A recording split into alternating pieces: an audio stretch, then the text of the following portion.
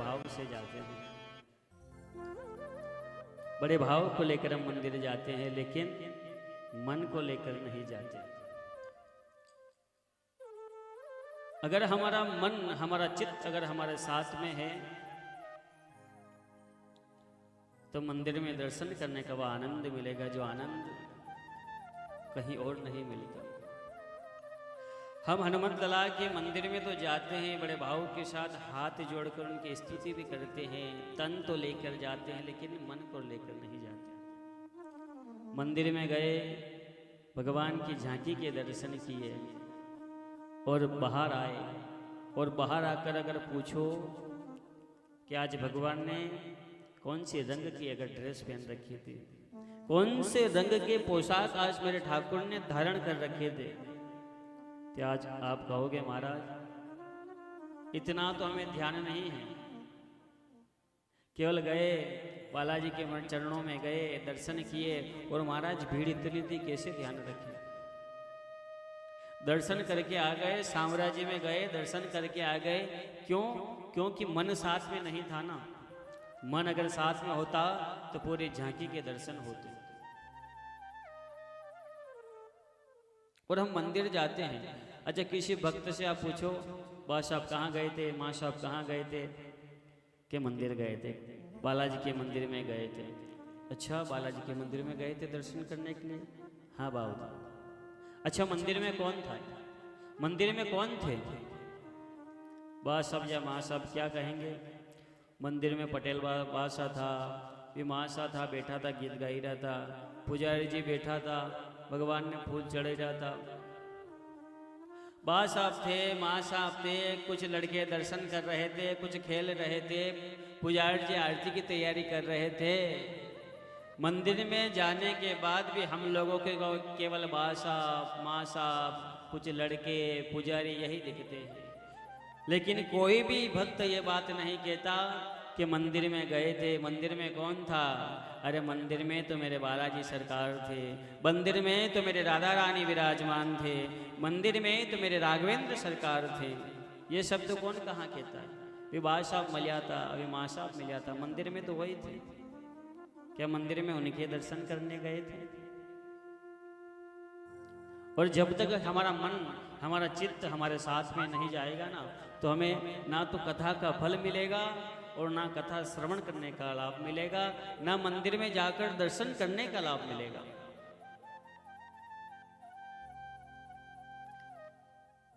मैं तो कहता हूं अगर मन अगर हमारे साथ में है तो कोई भी शब्द हमेशा हमारे चित्त में विराजमान, जो सुनोगे आप वो बैठ जाएगा। दो दोस्त थे, दो मित्र थे बड़े अच्छे, उनके मन में एक बार बड़ा विचार आया कि अरे अपन भी बाके बिहारी चलते हैं। बाके बिहारी सारे भक्त साम्राज्य चलते हैं, सब पैदल जाते हैं, कितने दूर तक जाते हैं, पैदल यात्रा करते हैं। श्रावण भादों का मास महीना चल रहा है, अमावस्या का दिन है, चलो पैदल साम्राज्य के दर्शन करके आते हैं।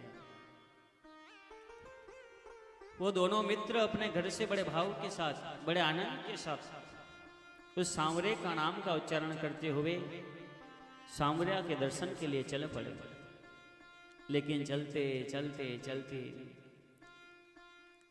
इधर तो बरसात का समय, इधर धीरे धीरे बिजलियां गड़गड़ाने लगी, बारिश के बौछारें चलने लगे, और इधर देखो तो जंगल वन आ गया है। अब कैसे रास्ते को पार करें? संकल्प लिया था कि आज शाम को जाकर आज ठाकुर के शयन आरती के दर्शन करेंगे, प्रसादी वहीं ठाकुर के वहाँ जाकर हम ग्रहण करेंगे। देखो बारिश आ रही है, बिजली गड़गड़ाहट कर रही है, हवा चल रही है, कैसे जाएं? एक मित्र कहने लगा, अरे मित्र यहीं रास्ते में रुक जाते हैं, वो झोपड़ियाँ दिख रही हैं, वो झोपड़ी में वहाँ देखो तो सही, कोई किसी का वो मकान लग रहा है, वहाँ अपन रुक जाते हैं। लेकिन वो मकान किसका था? किसी गणिका का, किसी वेश्या का मकान था।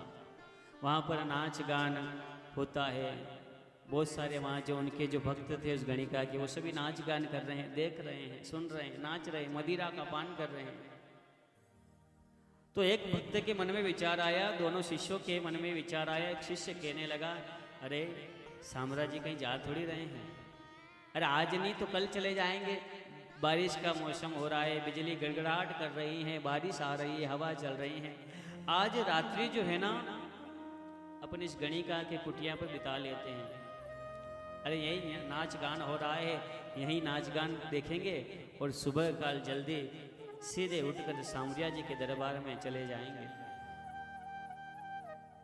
दूसरा दोस्त कहने लगा, मित्र कहने लगा, नहीं नहीं, मैं तो घर से संकल्प करके निकला था कि आज रात्रि में कुछ भी हो जाए, शयन आरती के दर्शन में वहीं जाके करूंगा, वहीं जाकर भोजन प्रसादी ग्रहण करूंगा। तुझे अगर रुकना है तो तू ये रुक जा, मैं तो जा रहा हूं, मैं रुकने वाला नहीं हूं। आज दोनों दोस्तों में, दोनों मित्रों में बहस शुरू हो गई।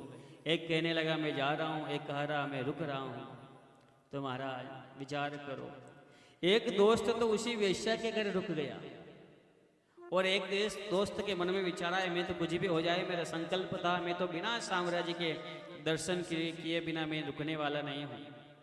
वो सीधा चलते चलते चलते साम्राज्य के दरबार में पहुंच गया। एक मित्र उस गणिका उस वेश्या के घर रुका, दूसरा मित्र मंदिर में जा पहुंचा, ठाकुर के सामने विराजमान है। अब यहां देखो तो सही आप, जब उन दोनों की मृत्यु हुई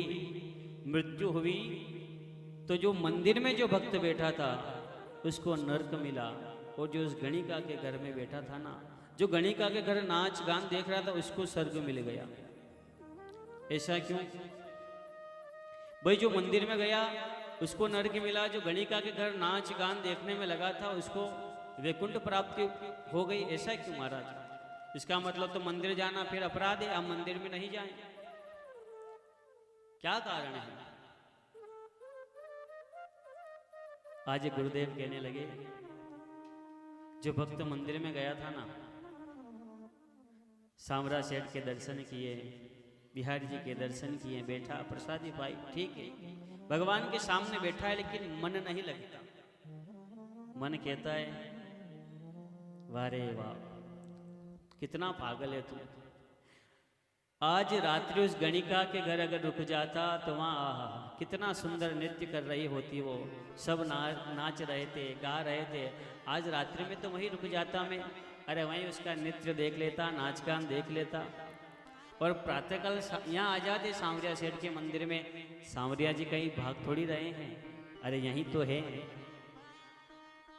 देखो उसका मन कहाँ है, उसका शरीर कहाँ है?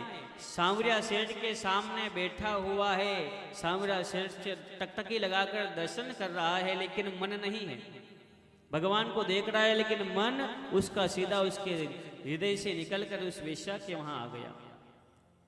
और जो दूसरा मित्र जो उस वेश्या उस गणिका के घर था ना, जो नाच गान देखने में लगा हुआ था, उसका चित्त देखो, उसका मन देखो। वो कहने लगा है धिक्कार है तेरे शरीर को, अरे धिक्कार है तेरे शरीर को, जरा सी पानी की बूंदे क्या आई, तू इस गणिका के घर रुक गया, और इस गणिका के घर रुककर इस गणिका के नाच को देख रहा है, गान को देख रहा है। अरे धन्य है मेरा वो दोस्त, वो मित्र आज सांवरिया सेठ के दरबार में पहुंचा, वहां भगवान की सुंदर झांकी के दर्शन कर रहा होगा।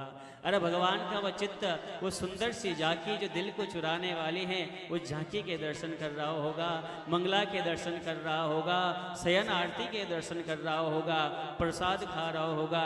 ये धिक्कार है तेरे जो शरीर पर, तो इस गणिका के घर रुककर आज यहाँ बैठकर इस गणिका का नित्य देख रहा है। वो भक्त बैठा, वो दोस्त बैठा उस गणिका के घर में, लेकिन उसका चित्त, उसका मन चला गया सांवरा के दरबार में। और जैसे दोनों की जब आयु पूर्ण होने के बाद जब मृत्यु हुई, तो महाराज जो गणिका के घर जो मित्र था ना, उसको वैकुंठ प्राप्त हुआ, और जो मंदिर में बैठा था ना, उसको नरक की प्राप्ति हुई। क्यों? क्योंकि जब